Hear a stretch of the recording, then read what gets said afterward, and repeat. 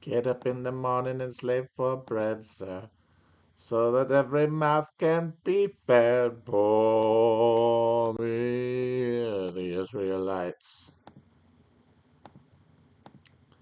Get up in the morning and slave for bread, sir, so that every mouth can be fed. For me, the Israelites. My wife and my kids, they packed up and leave me. Darling, she said, I was yours, be seen. Oh, me, the Israelites. That's another thing you don't have anymore. Songs about ancient slavery. When was the last time we had a song about the Israelites, uh, Neo-Assyrians, Babylonians? You don't have any songs about creatures. You don't have any songs about historical battles or ancient civilizations. It's all just about Satan these days. Damn shame. Oh, the Israelites. Here we go. Put that in there. Shit, the tear up trousers is gone. I don't want to end up like Bonnie and Clyde. Oh, me, the Israelites. Everybody watch the dang big game. The big game. Legally forbidden from calling it the Super Bowl. Oh shit, I just did it. They're going to come and get me now. I did it. I called it the Super Bowl. Ah, no. You're going to get a red dot appearing on my forehead if I keep saying that. And I'm going to get fucking wig split. Where is Michael Keaton going to be? That guy. What are they making him Batman again? I thought he was going to be Batman in that Batgirl movie that they canceled.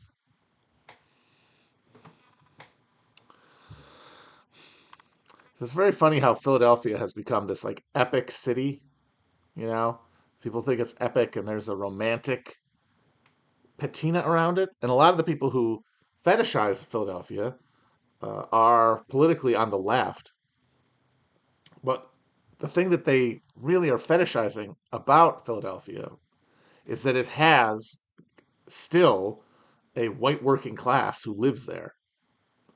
Like that's what contributes to that whole like always sunny roughhouse atmosphere that they feel like, as generally white suburbanites that they can access. And the only reason that that is the case is because Frank Rizzo and his fucking Northern George Wallaceites prevented the sort of white flight that happened in other cities. So these guys all want to tear down the Rizzo statue, but he's the reason that they all think Philly is so cool. All of the contradictions of our age, unbundleable. You get to pick a bundle of contradictions and then live suppressing them rather than ever unwinding them because of the futility of action. It's kind of a real boner, a real owner. One thing that really hit me watching the Super Bowl was the end racism sign at the uh, in the end zone. Like you're basically having a largely white audience pay billions of dollars to white owners to watch mostly black people take years off their life in football games. Like that's the reality of football, and that is ending racism. Again, you gotta love it. Bundle of contradictions, delightful. So apparently, all the trains are derailing now. It's happening. It's happening, Ron Paul. We got two more derailments happening today. One in Texas, I think. Uh, and it's nutty, folks. It's got some nuts on it. And of course, the only answer for something like this, the only way to make sense of it, is to turn it into some sort of conspiracy, right? Oh, they're trying to demoralize us or destroy the water supply or whatever, simply because that explanation includes a cast of villains responsible who are taking what should be done and preventing that from happening, preventing us from doing what our systems are designed to do, which is, prevent, not have our trains derail and cause giant plumes of poisonous acid to fill the air and poison huge swaths of America. The system's not supposed to do that, so therefore it has to be a nefarious plot. Of course, the reality is no. This is what the system is precisely designed to do. Uh, one when the barriers to profit maximization are dissolved in the acid uh, of post 70s capitalism, all that's left is the prerogative to grasp short term profit wherever it can be found. And that means not doing the sort of basic infrastructural upkeep and safety maintenance that would have been assumed in previous generations. This is the system working as intended. But if that is the case, then there's no one really to hold on responsibility for it. There is no one to vote out. There is no uh, plan of action that does not mean going to war with the structures of the economy, the structures of government. And no one, no matter how radical they claim to be, uh, who represents uh, any manifestation of mainstream politics, can realistically uh, promote that or promise it, because the structures to uh, the political structures we have cannot harness energies towards anything other than the acceleration of all of these trends. And the way you can see that is everybody who is talking about this, including elected officials at every level of government, is only talking about no one is talking about it. Because the assumption, the implicit assumption here in everything really, is that there is a level at which public attention on a subject will turn into action, will create a moment of uh,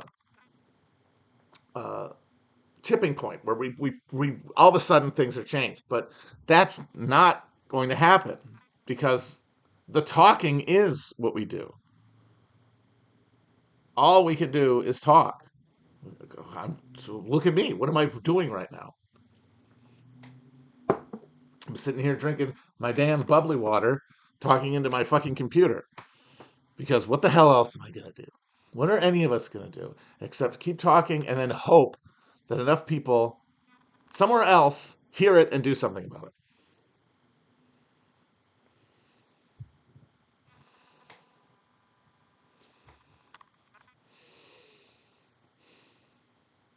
But I'm not a doomer no matter what, because eventually people have to act out of necessity, and necessity cuts through this miasma.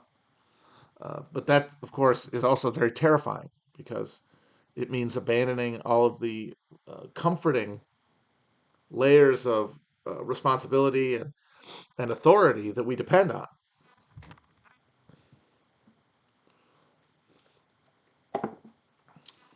But it's we got to take care of each other. I know that's stupid. And it's certainly not coming from me, who is one of the most selfish pieces of crap to ever live.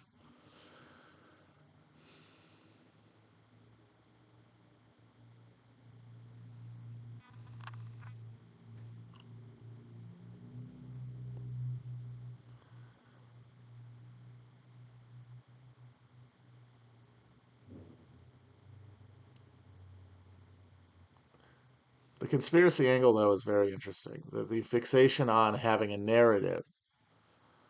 Uh,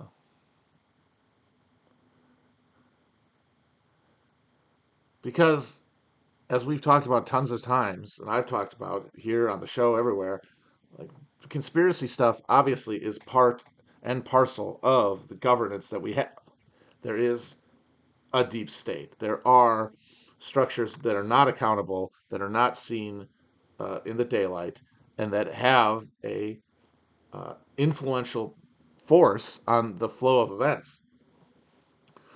Um, but there's a belief, a very widespread belief, that drilling in and narrativizing that contribution to the shape of the world that we find ourselves in will have that revelatory impact. Like if people just knew. But again, we know. And there's no way to convince people if they don't want to know. And there's no way to get people who do know to do anything about it.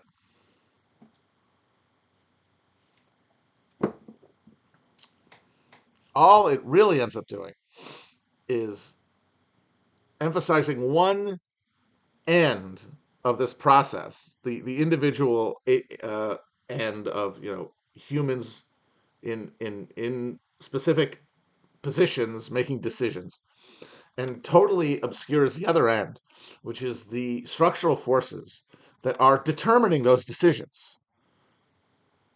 The decisions being made are not being made out of discrete plans made by people who are trying to uh, carry out their own agenda against the structures of democratic governance and capitalistic economic order.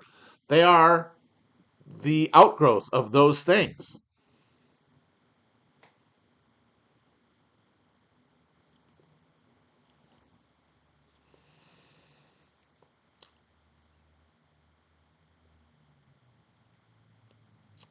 I mean, they are definitely not talking about this derailment nearly to the degree that it would deserve, precisely because of how bad it probably is.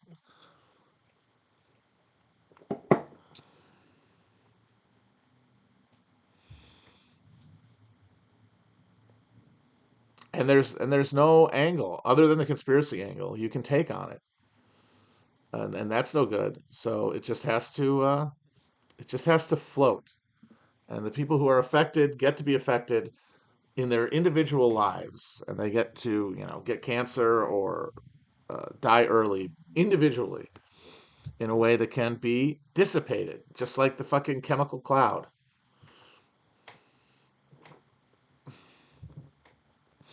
But yeah, there's no plan. The thing my favorite thing is the people who fixate on the World Economic Forum, and they say, look what they're talking about in these meetings. They're telling you what they want to do. They're telling you their plans. What they're doing is, like all these fucking doofuses, they're getting together in a room to give themselves an illusion of control, to fantasize that the things that are happening uh, as a result of these systems that they are enmeshed in but subservient to carry out their algorithmically generated agenda. And then in the backwash of those decisions, winding each other up that they have control. And then they get uh, uh, uh, legions of credulous viewers and observers to go, look what they're doing. Because what is being perverted is the question I have. What can these systems that we have, specifically the system of private property ownership, enshrined and enshrined in the Constitution, enshrined in the form of capitalism that the United States has exported globally, what in that should be creating another outcome? What is the other thing that should be happening other than despoilation, uh, the collapse of infrastructure as money is siphoned into the private hands of investors? Where is the godly agenda that these globalists are perverting? There is none. This is it, and everybody within it is just trying to justify their position within it, keep their heads above water.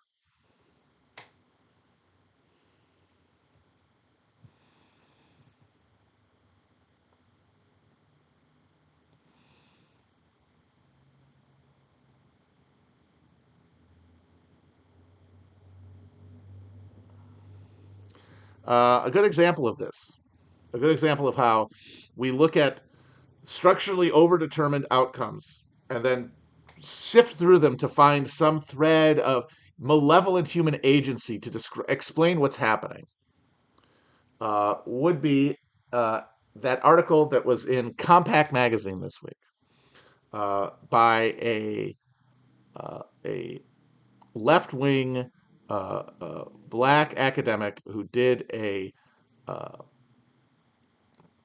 seminar with a bunch of um, a diverse group of high school students who are going to be going into college. And the whole thing is this very bracing description of this essentially a teaching assistant brainwashing a bunch of teenagers with hyper racially woke language. It's the classic boogeyman. This thing was like, hey, that thing we're always complaining about, how the damn the colleges are filled with all this brainwashing. Look, here it is, and from the mouth of a left wing black professor. So it's like, of course, nobody else published it, and ended up being in Compact Mag, which is a fucking yeah, it's a piece of shit uh, it's a piece of shit outlet designed to catch this stuff that the left media can't really talk about, no matter whether it happened or not, because of the immediate antibodies that get released as soon as something like that is said, because it triggers defense mechanisms. Because the upshot of these stories is always the same thing: the woke madness of academia. But again, even if you take this story at face value, this is what happened. And even if you want to say it's not an isolated incident, it's part and parcel of the experience of going to higher education at this point. Uh, the implications have nothing to do with what culture warrior types want them to be. It has, because the obvious response is we got to do something about these colleges. And we see in Florida exactly what that means in practice. We got to take over the apparatus of ideological dissemination. We have to create our own. Uh, we need to create our own ideology to supplant the woke ideology of colleges. But this phenomenon, if you take it seriously, of identitarianism run amok in universities, only makes sense in the context of the academy as we know it fucking collapsing. Like, these woke people are taking over colleges without any is the fixation, without any acknowledgement that what they're taking over is a fucking graveyard. They're taking over rubble. The higher education, as we've imagined it in this country, is falling apart. Why? Because they stopped putting any money into it. They stopped producing scholars. They produced a shit ton of administrators they essentially bribed a generation of would-be scholars to help dismantle higher education with six-figure administrative salaries.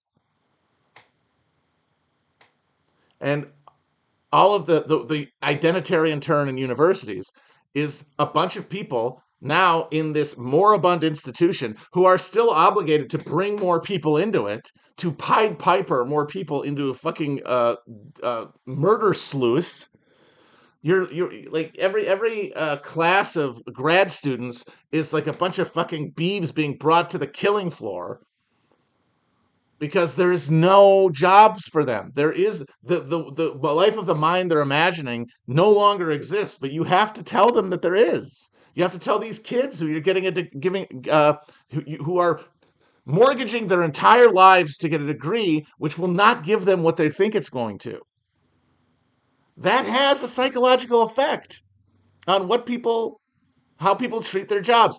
And that's sublimated guilt, really, about complicity in like a real degradation of material conditions becomes exercised in performances of virtue in other places.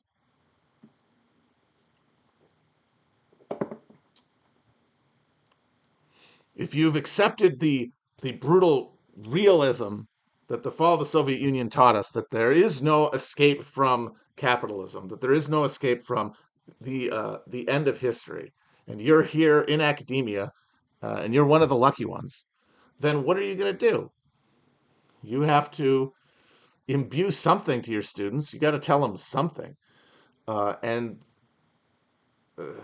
the idea that you can awaken them to the inherent racial hierarchy in American life is very encouraging. It's oh, this is a thing I can get across that will maybe help change things. Again, not anything I'm going to do, but maybe somebody else, maybe these kids we teach will go and do anything. Of course, what you're actually telling these kids is that any kind of real change is impossible, and the only thing that they can do is curate their own virtue and keep themselves above their heads above the moral waters. Uh, I do think it's kind of amazing when you consider how many kids going to college, right, in the last 30 years are like white kids from the suburbs who basically have probably never encountered minorities in any significant number growing up. And then they go to college where, they're supposed to meet the world. And they are told that every encounter they're ever going to have with a person of a different race is going to be freighted with power dynamics and control. And there can never be real cross racial intimacy because of the power dynamics of life in America. And then you send them out into the world with that. Of course, the conscious thought is no, they're going to want to work against this discrimination and this awfulness. But the wheels of the mechanisms, the handles to grab have all broken off. That's another thing they learned in college. So all they take into adult life is a neurotic relationship to an other. Now, the compact mag argument is this is all part of some cabal. This is all part of some agenda. This is a woke mind virus, any of that idiocy. When in fact, it is the inevitable result of the systemic breakdown of higher education.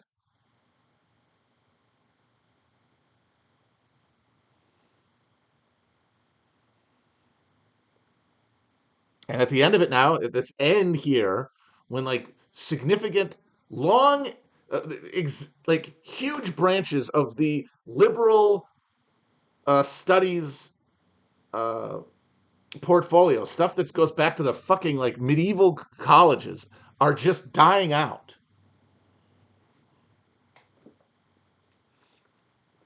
Everyone now is a neurotic mess who is weaponizing identity to get over on everybody else. Of course they are.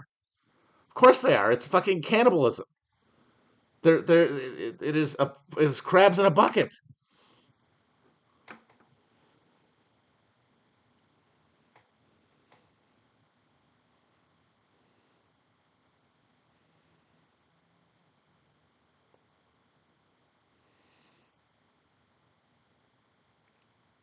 Like all of our all of our political disquisition exists to whistle through the graveyard of systemic collapse in order to point fingers at groups of people who are only responding to the incentives of the environments they find themselves in.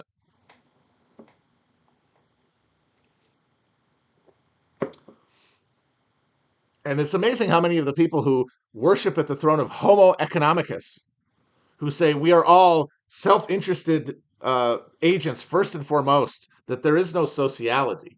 Now that we act that way, they're saying, oh, woke mind virus has taken people's minds. Oh, it's part of a Marxist, cultural Marxist conspiracy.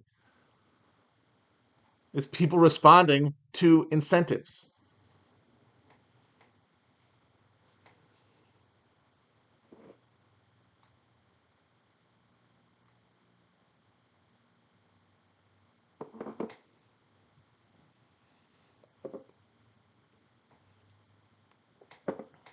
So you've got a generation in colleges, for example, of just burned out, uh, uh, guilt-ridden, uh, tenured people just trying to take out their misery on others, and then the younger generation just looking for any way to stay on the fucking floating chunks of debris from the sinking ship. And of course, like that discourse of identity power politics is that's the only game in town there.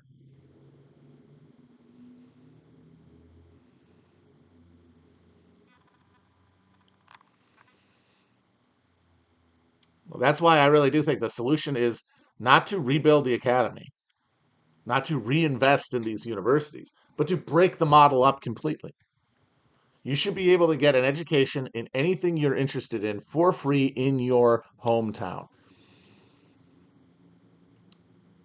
Stuff that requires like bigger capital investment, like the hard sciences and stuff, you can have for people who want to study them. You can have campuses, uh, but the model of that it's it was created really after World War II, because obviously, the universities has existed for a long time, but like our modern conception of the university is a post-war product, like so much else that we live with. The consequence of this anomalous moment of imperial super profit bounty as extended continued daycare and credential machine for this new crop of suburban kids. This new uh, group of people who didn't want to work in the jobs that their parents did, whose parents didn't want them to work in those jobs. They wanted something better for their kids.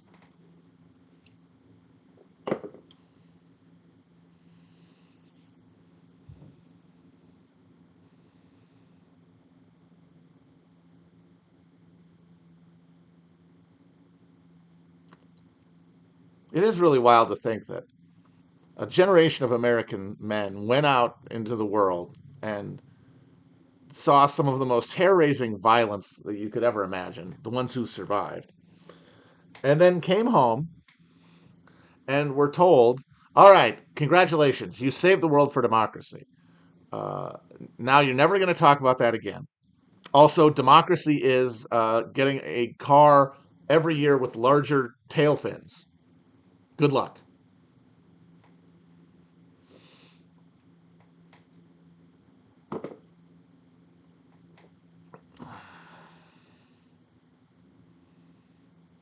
Yes, if Henry Wallace had only won. Or I've been thinking about this. What if what if FDR's incredibly bad health gives out before the 1944 election? Well, Henry Wallace was vice president because FDR was circling the drain for a while there. What if that vein pops in 44, not 45? I honestly think even if that happens, Wallace gets railroaded just because the guy was, for all of his good politics, was the kind of well-meaning liberal simp that traditionally gets railroaded by somebody. I think you kind of need FDR there, who at that point had concentrated so much legitimacy in his person, and that would require somebody to invent blood pressure medication a little bit earlier than they actually did. Apparently, blood pressure medicine was invented in like right after World War II, so very close. It's very funny. Like before FDR went on his last vacation to Warm Springs, Georgia, where he died, like a hot tub or whatever, they took his blood pressure and it was like 400 over 200 or something. And they're just like, wow, that's not good. But you know what? Maybe sitting in maybe sitting in a hot tub will help.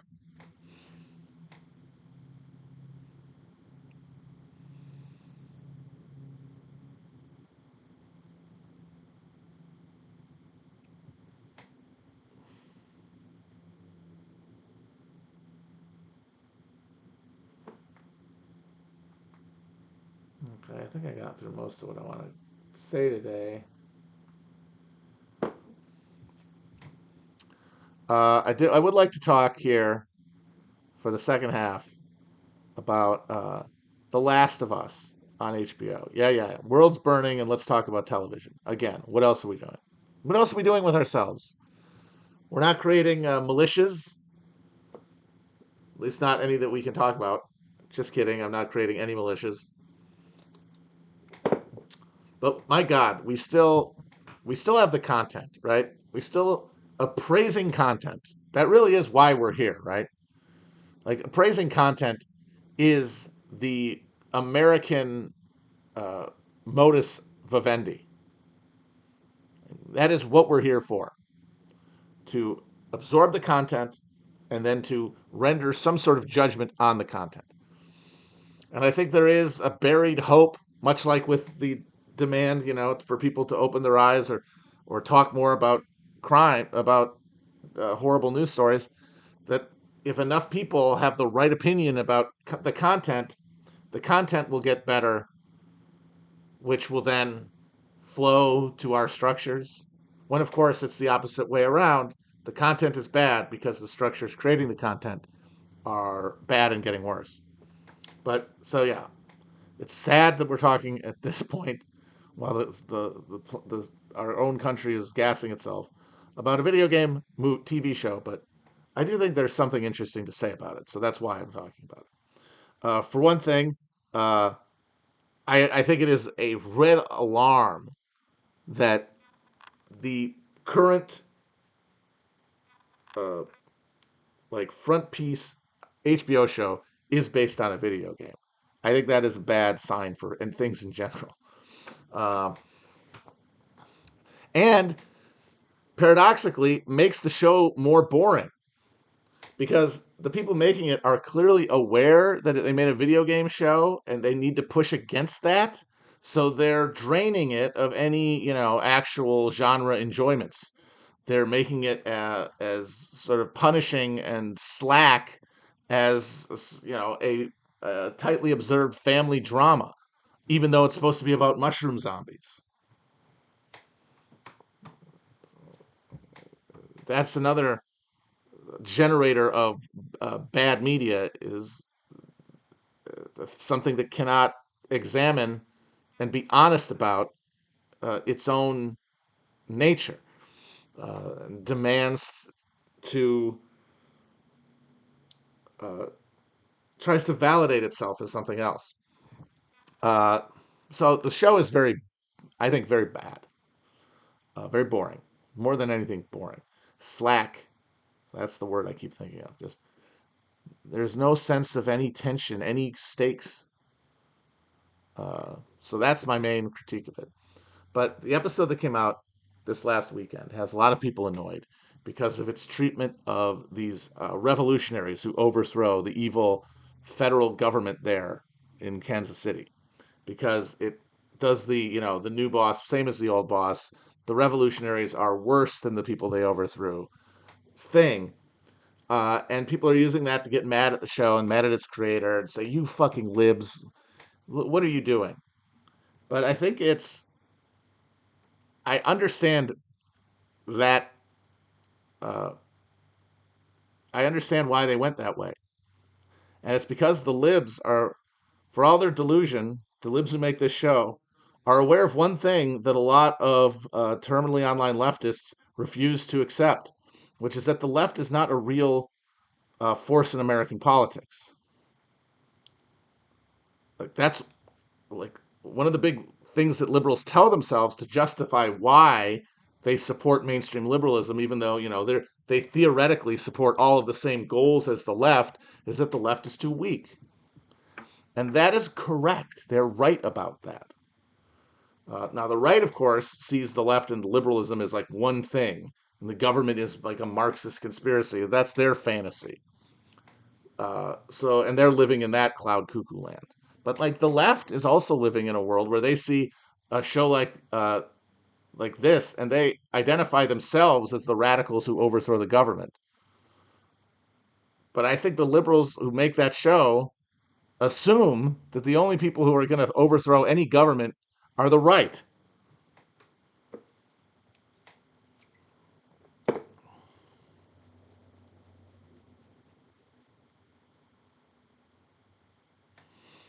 So they think they're helping by saying, "Hey, revolution it's bad. Don't do that." Because who's going to take over? Who's going to storm? Who literally did storm a fucking government building? Was it the left?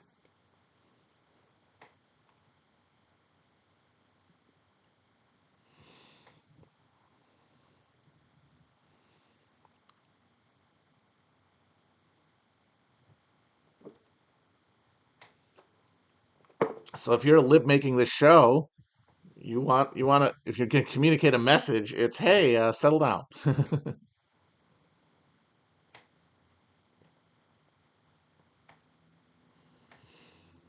And also because liberals believe a thing that is a delusion that both the right and the left see through, which is that there is a depoliticized government structure that can be wielded, that has like its own a non-political agenda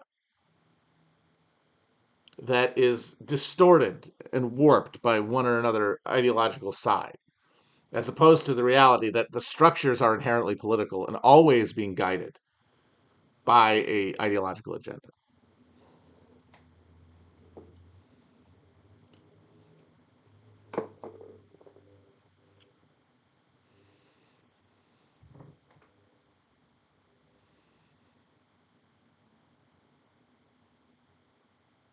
Also, as someone said on Twitter, and I think they are correct, the show is anti-mushroom propaganda. Uh, my wife Amber points that out, and she's very correct. Mushrooms are friends. Mushrooms are our friends. You should not be telling people that mushrooms are going to fuck us up. I think a much more interesting version of this show would be one that jumps from two perspectives. One is of the grim, dark apocalypse survivors, fighting it out in these burned out cities, trying to oppose their vision on one side or the other, and they're all shooting each other and stuff like that. And then from the point of view of the people who have been mushroomified, who are still people, they still have their humanity, they have their memories, they have their love and attachments. What they don't have is the all-consuming fear, the Reichian armoring against the other that we are all uh, enwrapped with, because they would be cybernetically, naturally connected to one another. And so the show would eventually be, it would be like a comedy. It would eventually flip into a comedy, just because as you went from one perspective to the other, you realize how much of the horror of the non-mushroomed people is all self-inflicted. It's a boot, their own boot on their own neck, because their refusal to see what's in front of them, which is the mushroom people building a harmonious society.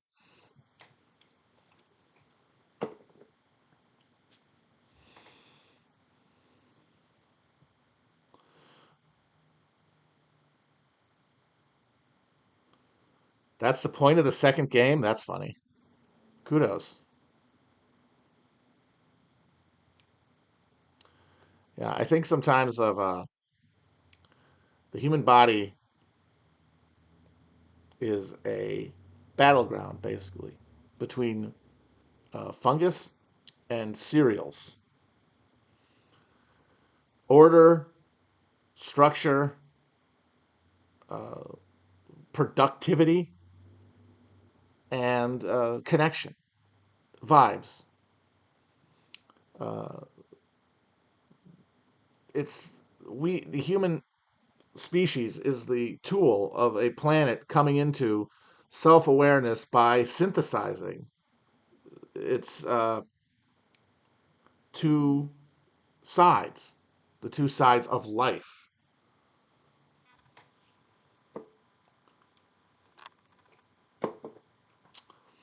And one of the reasons that we're doomed is that right now the fucking cereals have a fucking chokehold on us. We have been fully serialified.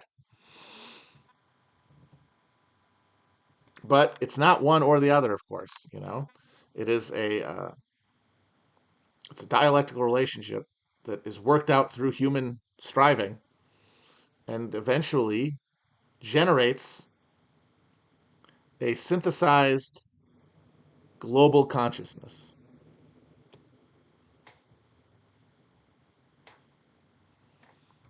The Apollonian cereals and the Dionysian fungi. Precisely.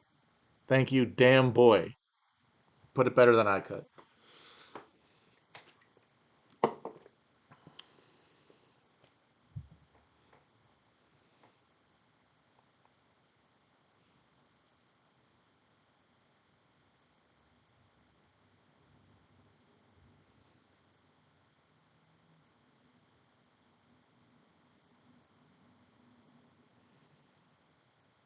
But I guess if I have hope, it's because this is a this is not uh, we are not at the end of anything because nothing ends. It's a process. It's an unfolding. And even if the end never comes, but the uh, imagined end is eternally present.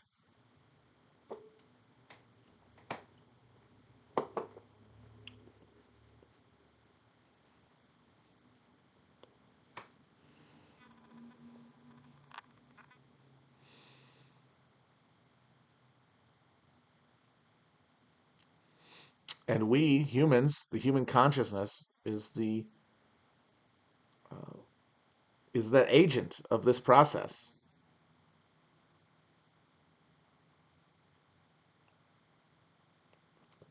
because we carry within our minds the the the the vision, the possibility, the ghost of the totality.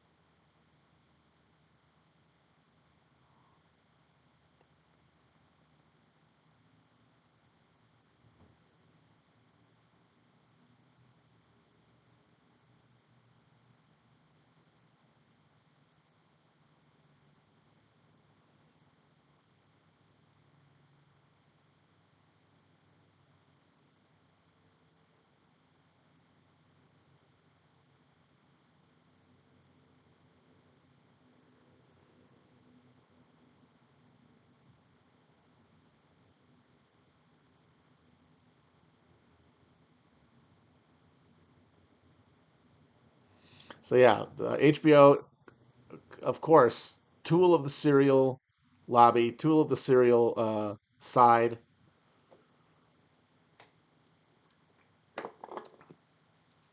And like there's a lot of attempts to externalize this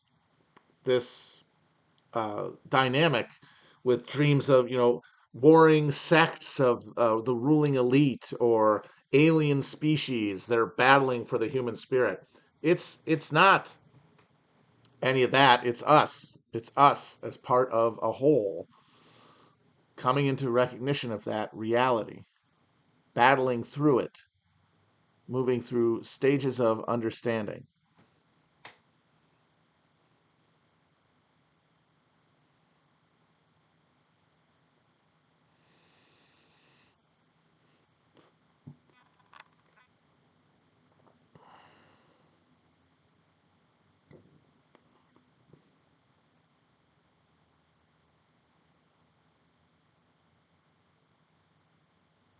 one of the most interesting ideas that they get at in Dawn of Everything, without getting into it at all, they just sort of mention it in passing and don't emphasize it anymore, is that ancient Egyptian civilization, as we know it, the pharaohs and all that, uh, was potentially started as a way to foster cereal production specifically for beer. And they say Grab Grow claim like it was because it was needed to this was like the food of the gods, this is the drinks of the gods, and that they needed to make it to appease them.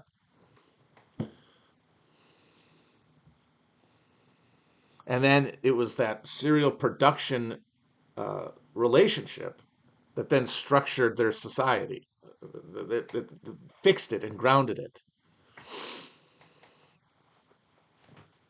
And that is sort of like it's the grain's relationship to the human mind, thanks to our consumption of it as cereals, but even more importantly as alcohol, is like toxoplasmosis. Yeah, grains domesticated humans. That's the thesis that has been advanced many times.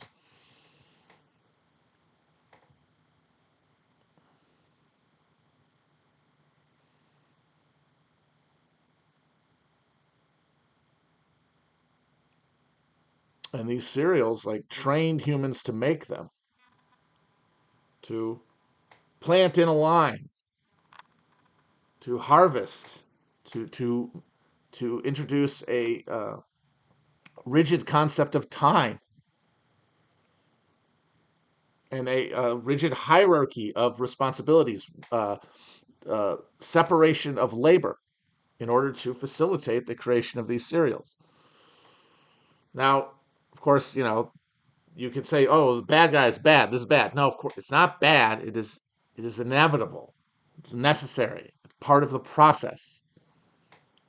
Like we could not come into any understanding of anything without building these enduring social structures that could generate art, that can generate knowledge, that can be shared, disseminated.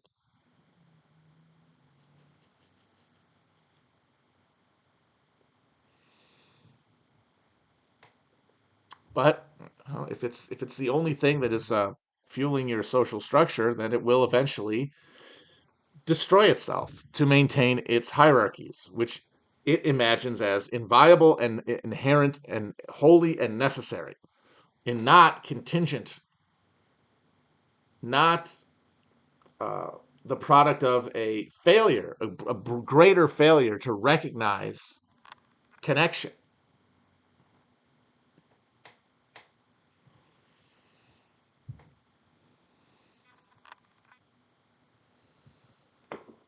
And so that's where you got the push and pull of the fungus and the cereals.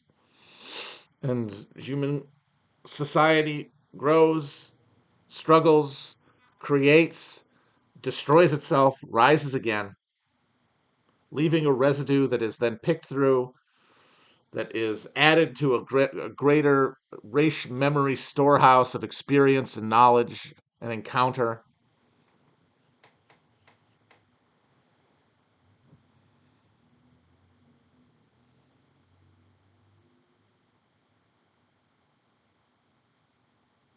Toward what end? We can't know because we're in the middle of it. But the fact that we're aware of it, the fact that we're all here experiencing it, it always suggests to me that it has happened and it is always happening, and that our experiences are essentially suspended within it.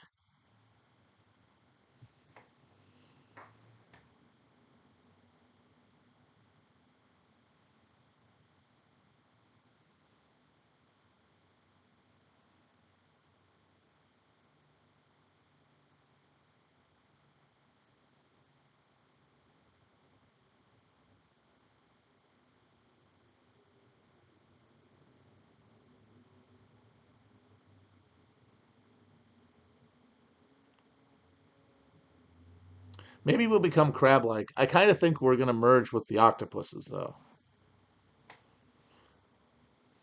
You need the octopuses and the crabs to get together because the problem with the octopi is that they don't live long enough, and crustaceans live hella long.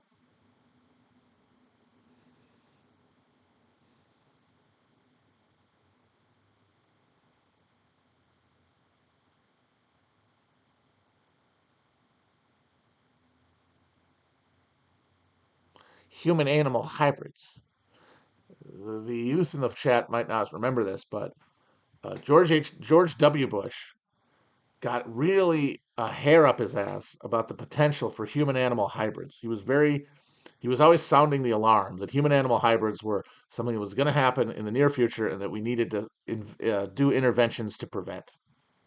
He used to say this in like the State of the Union address. And now, 15 years later, I got to assume that we're making progress on the human animal hybrids, and yet there is no one out there decrying them. Also, George W. Bush, he's just out there dicking around painting soldiers. Why isn't he still out there talking about human animal hybrids?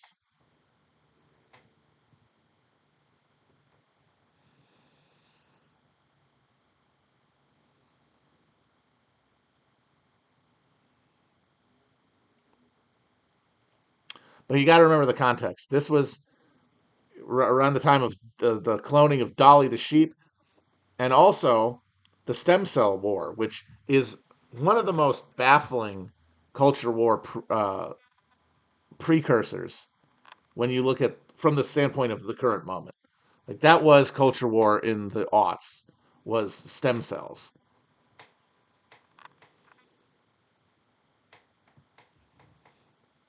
And I think that one of the reasons that we don't talk about it anymore is because the science has progressed to that they're largely unnecessary.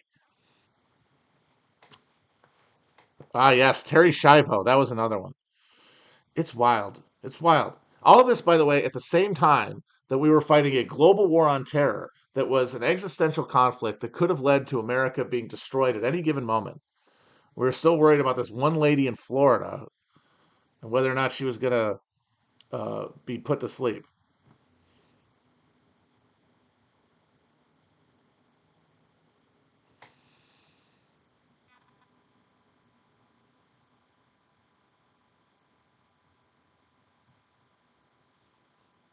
It was a crazy time, folks, because the because all you got was this stuff in top-down media streams because there was no social media. I mean, there were blogs and forums, but that was it. You did not have that kind of collective hive mind. The the unmonitored um, United States customer service line that is contemporary social media.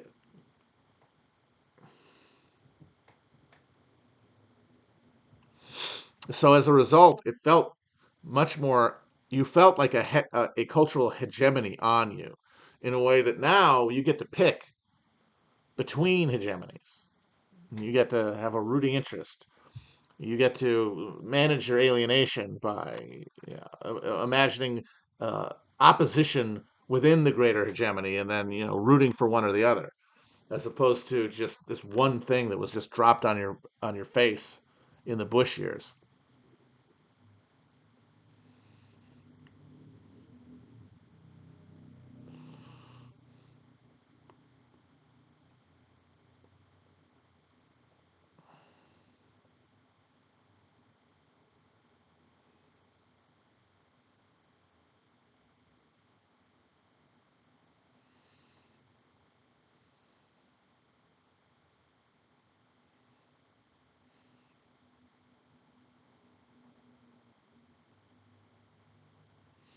I haven't seen the Day of the Locust, but I have read the Nathaniel West novella that it's based on.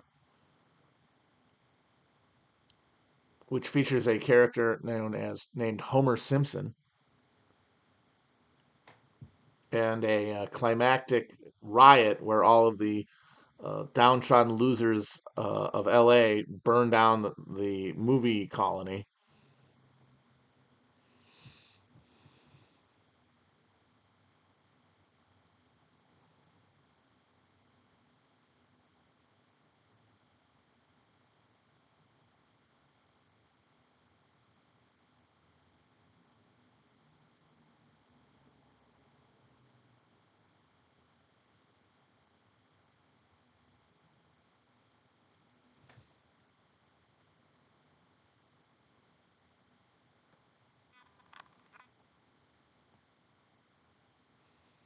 Oh man, Rock Against Bush. That was pretty awesome. If I remember correctly, the cover for that had a cartoon of Bush like holding his ears, like he couldn't handle the rock. This rock is too much. It's going to blow my head off. But again, I think a lot of people were trained during that era. I know I was to believe in like the subversive power of media precisely because it felt like there was such a pro-war reactionary hegemony operating. And then we kind of carried that faith into the social media era and didn't really care to notice that, oh, all of this media consumption just gets absorbed and all this energy gets diffused, and that what we thought was one hegemony actually it could be almost infinitely divided as the technology exists to allow for different streams and different bubbles to be enjoyed within it.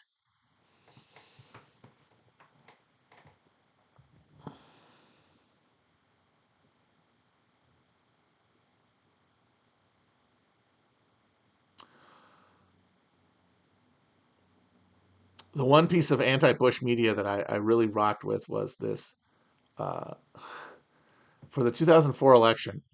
McSweeney's, if anyone remembers McSweeney's, they put out a CD. It was like the future and a book to go with it, the Future Dictionary of America. I never read the Future Dictionary. It was like it was very embarrassing even at the time. It was just a bunch of it was imagining a Bush-free future where we kind of cleansed ourselves of all these national demons that the Bush era had conjured, and it was like a better, brighter future. It was exactly what Obama ended up embodying for many people, including myself. But it also had a CD, and it had a bunch of songs on it that were meant to rock, indie rock against Bush, basically. I remember there's a David Byrne song on there. There was a cover of the John Prine song "Sam Stone." This time, it's about the conflict overseas is now Iraq and not Vietnam.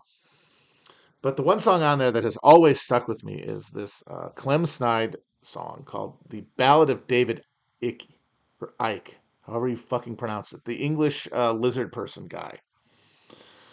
Uh, the secret rulers of the world have stolen my girl. That one I remember. That of all those things on that album, that's the one that has stuck with me because that's the one that like got deeper than just like Bush is a chimp. That's the one that spoke to a thing that eventually became a dominant cultural vocabulary of lizards, of secret cabals, of demons, orchestrating things from behind the scenes. But even then, I gotta say, for myself, I was never attracted to that as a literal description or as a heuristic for identifying bad actors. To me, it more spoke to the fact that to hold a high position in a system like we have is to be turned into a lizard, is to have your humanity, your basic human connection drained of you. Not that you are part of some immortal race that is directing human affairs, but that you're a human among humans who is brought into a position of lizardness, of where your blood has to turn cold in order to carry out the agenda, which is inhuman, which is reptilian, but not carried in any mind or heart of any biological entity, but in the very sinews of commerce, media, governance, the world system itself.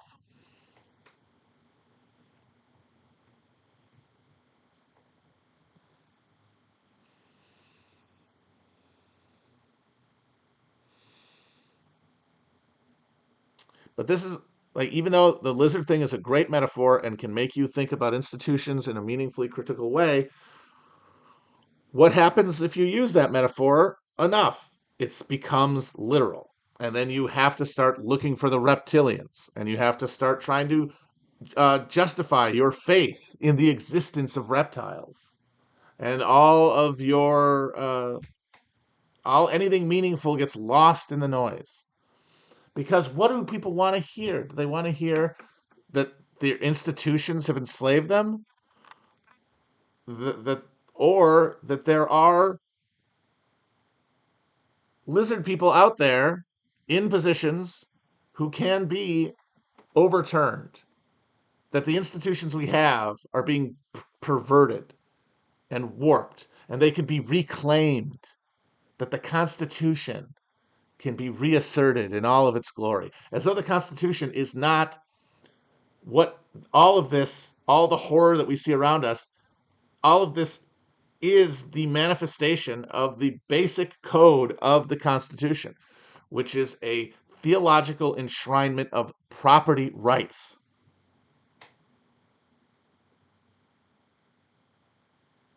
That is what the Constitution is, and that is what we are living in.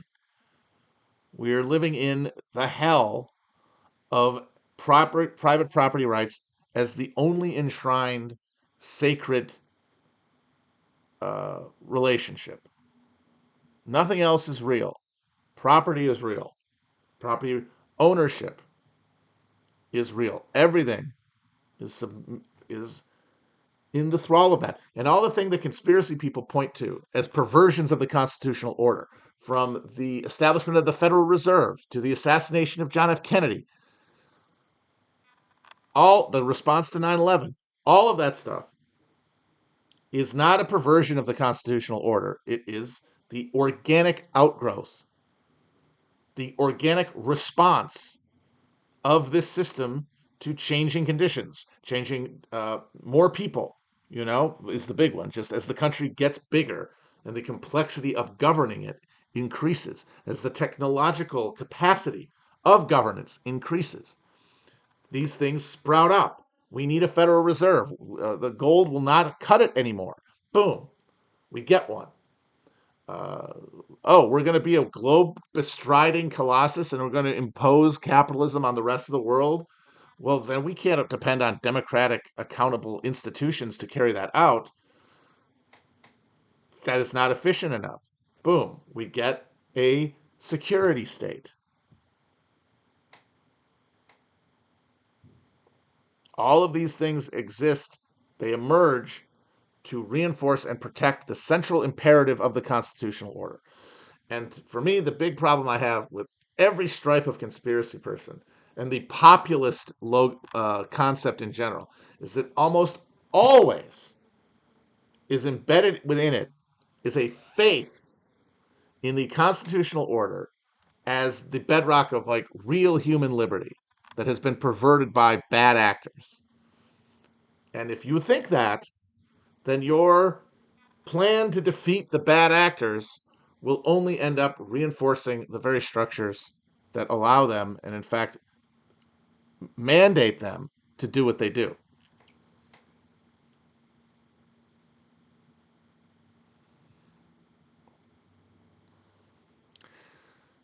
It's not corruption, though, is the thing. I think thinking about it as corruption implies there is something to corrupt. There was never anything to corrupt. All the stuff that we think of as the virtue stuff, it's ad copy.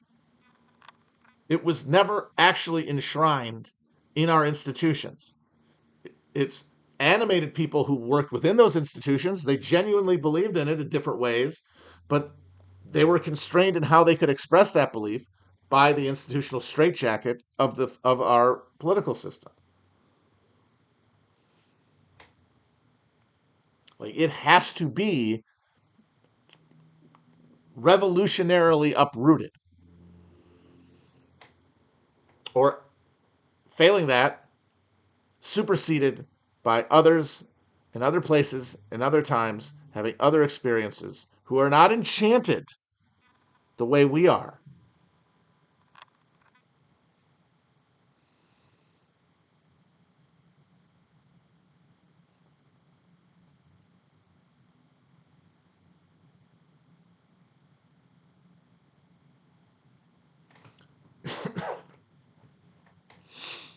All right, folks. See you on the flippity flop. Talk next week. I keep promising I'll finish the second Three Body Problem book. I think I'm like halfway done. Might have it done for next week. We'll see. Bye bye.